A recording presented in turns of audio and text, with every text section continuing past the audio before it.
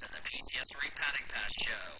Now, with the call of today's shows, here's the voice of the PCSRA, Daniel Voiles.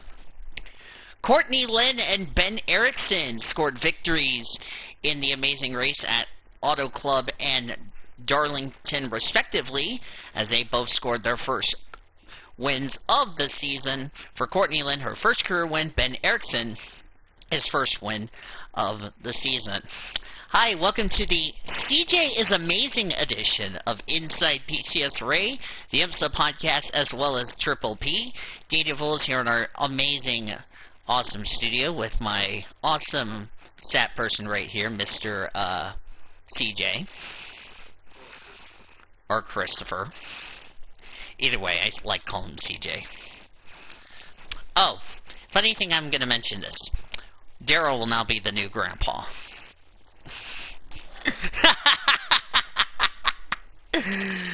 Yep, we came up with the awesome novel concept. Daryl will now be the new grandpa. Because why not? You gotta love that. So, yes, I apologize for not doing this show last week because my mic decided to be stupid. So, yeah. Anyway, it is what? Yeah. Yeah, but I'm not so everywhere. I know. Unless you have to go to church, but anyway. Church, yes. Yeah, church. Yeah.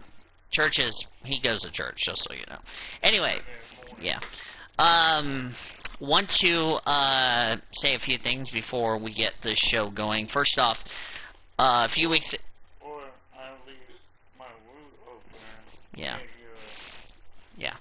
Which you'll probably need to remind me of that. But anyway, as I was trying to say before you interrupted me, a few weeks ago, the NR community lost a true friend, which over here on the left, Christian elder, no relationship to the Christian elder who died, who was a driver in the Xfinity series. He died in a car accident a few weeks ago. From all of us we send our condolences to him at this time. So, yeah.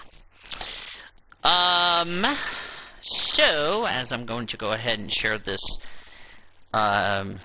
deal out, I've decided to do this show without panelists, just so you all are aware. So, yeah, hang on.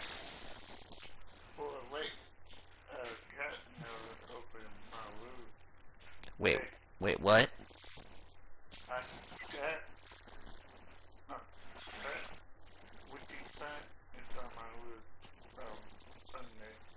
Yeah, he'll have to wake me up because I'm gonna leave my root, but I got my root keys. Yeah. Make sure. Yeah. No one in my root left. Unless I lock the door, which that's gonna be due. All right. Oh, nobody's watching. Oh, I need to Dagnabbit. Hang on a second. Oh, you son of a berry donut that said Sumbaya. What I was trying to do is this. No. Phone is about to get smacked. That was not what I want you to do, you derping grandpa phone. Not accepted if you try anything. Alright. That was what I was trying to do. Thank you very much. Alright. So... yeah. I will also need to make, tell you guys about our predictions coming up, so, yeah. I forgot what I was trying to say. Anyway, today's, shows, we're gonna break down the news around the PCSRA community, because I just got done doing the, what? Oh. I know. I saw that. I see that. Yeah, he goes to Life Church. But anyway. Yes, I know. I already know that. Okay. If I'm awake. But anywho. Crap. What was I trying to say? Oh, yes. I know what I was trying to say. let's discuss the Rolex 24, part of my recap of the race weekend. We're going to start with that. Was a good race. Only 8 retirements out of the 49 cars that took the green. Already out of the gate, we had an incident before we even took the green in GT where we had like a car spin out in front of the entire field and all that. So, yeah, that was crazy. At the end of the day, Wayne Taylor Racing took home the win in the Rolex 24 at Daytona, which, by the way, we do apologize for the language that was said after the race, if my phone would cooperate. There we go. Okay, so, for the results of the 2021 Rolex 24 at Daytona. Alexander Rossi, Elio Castroneves, Ricky Taylor, and Felipe Albuquerque were the winners. Kamui Kobayashi, Simon Pagenaud, Mike Rockenfeller, and Jimmy Johnson got second. This is in the DPIs, by the way. Oliver Jarvis, Harry Tinkle, and Jonathan Barmanito got third. Dane Cameron, Olivia Juan Paulo Montoya, AJ Allmendinger got fourth. Ringer Van der Zande, Kevin Magnussen, Scott Dixon got fifth. They cut a tire towards the end of the race, which sucks for them, as far as that's concerned. Felipe Nasser, Mike Conway, Pippo Durrani, and Chase Elliott finished 6th.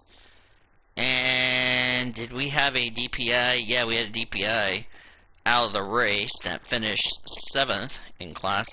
That's Luc Duval, Sebastian Bourdais, and Tristan Vautier, who DNF'd out of the race. So that was from the Daytona Prototype International. For the LMP2, Devlin DeFrancisco, Fabian Schiller, Christian Melis, and Eric Lux, Paul-Luc Chatlin, Dwayne Merteman, Kyle Tilley, Ryan Dazzle got the win. Gabriel Aubrey, Tim Burlett, Matthew Vaxaveri, John Ferraro got second. Devlin DeFrancisco, Fabian Schiller, Christian Melis, Eric Lux got third. Steven Mueller, Cody Ware, Salik Yulik, and Austin Dillon got fourth. Rounding out the top 5, Tristan Nunez, Thomas Morell, Matthew Bell, Stephen Thomas got 5th in class. Antonio Folcro, Andrea Ballecci, Giorgio Cernagano, and Roberto Lacorti got 6th. Nicholas Laperti, Ben Keating, Mikhail Jensen, and Scott Huffaker got 7th. 8th was Gio Vandergarde, Javan Verti, Charles Masili, Fitz Van Ed got 8th. Dennis Anderson, Fernand Hasberg, Lotharen, Andres Yorbach, Robert Kubica got 9th. Ben Hanley, Robert Hodes, Renus VK, and Garrett Grizzly finished out of the race in LMP2. For the new class that made their debut, the LMP3 class, Scott Andrews, Oliver Askew, Spencer Pickett, Gard Robertson, the winners. Dwar Barbosa, Rain Boyd, Yan Clary, Lance Wilsey got second. Lawrence Hoover, Kent Cook, Stefan McClare, Moritz Kranz got third. Giron Blackamole, Jim Cox, Dylan Murray, Austin McCuster got fourth in class. Colin Brown, Matthew McMurray, John Bennett, and George Cooch got 5th. 6th, Ramus, Lindith, Cameron Castles, Matteo Laneri, Artin Ori got 6th in class. Gabby Chevis, Trenton Esp, Matthew Cavani, Ryan Norman got 7th. For GT Le Mans, if I can find them,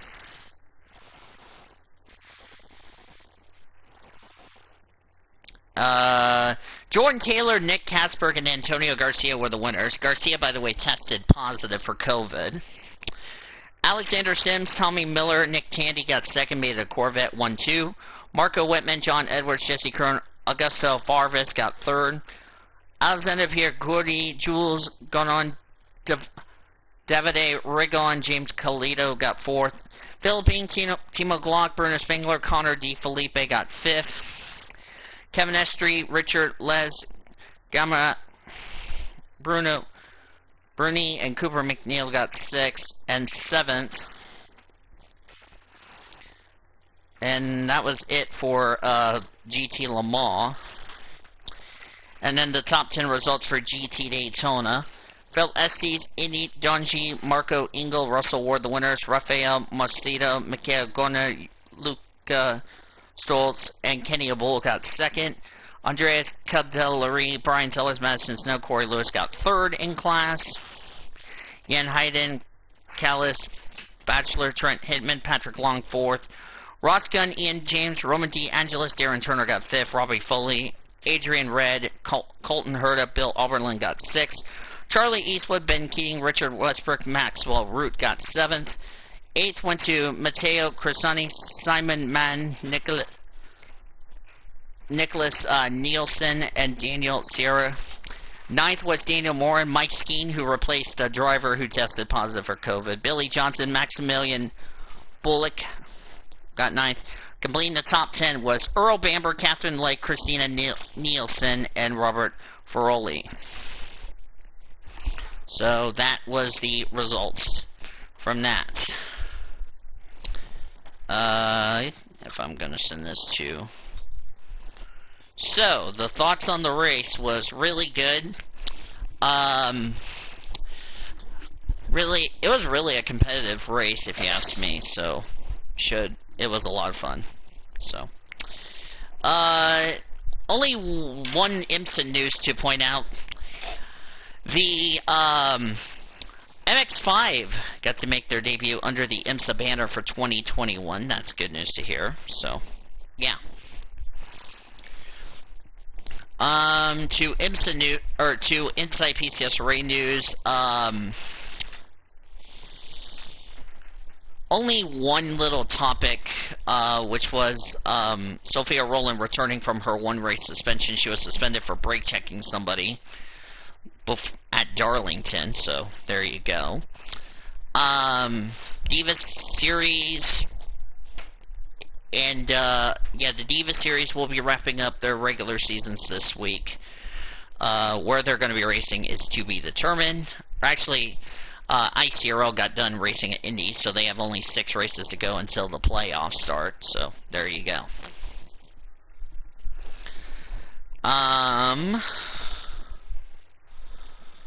So I'm going to go ahead and do the promotion chat before I forget.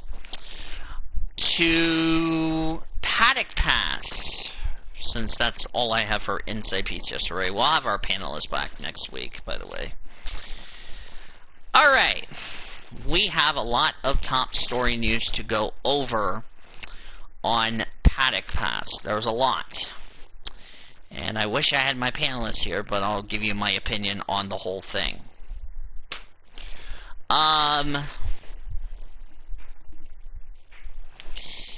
And first off, let me put this in David's server before I forget.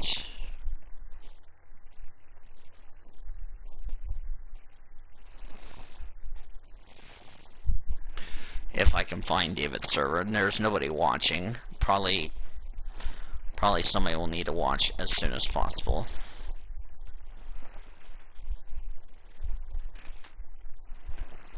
Alright, there we go. I had to put that in there. So, there is some controversy we need to... As I drop my phone, congratulations. At least I didn't drop my controller, that's the good thing. So, alright.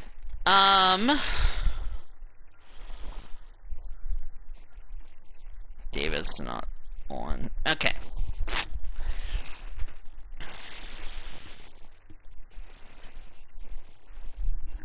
I forgot what I was trying to say. Anyway, so going over the news, Jamie Whincup announced today that 2021 will be his final year as a full-time driver.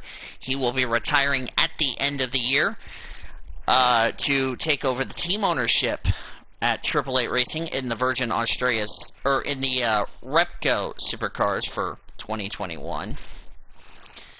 As I...